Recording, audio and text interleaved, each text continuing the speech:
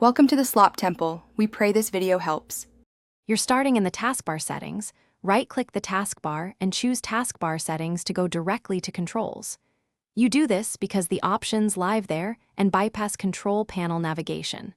Once in settings, verify you're signed into the account with administrative privileges so changes persist.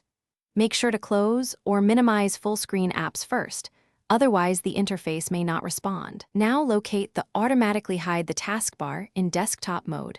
Toggle to begin the Now you enable Auto Hide, turn the Automatically Hide the Taskbar in desktop mode, switch on.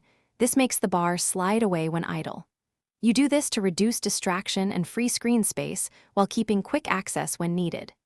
If you use tablet mode, toggle that separate option under Related Settings because behavior differs. Once switched, move your cursor to the bottom edge of the screen to confirm the bar appears on demand. This verifies the setting is active and functioning as expected. Finish by closing settings. The change is immediate, but you may need to restart Explorer for stubborn cases.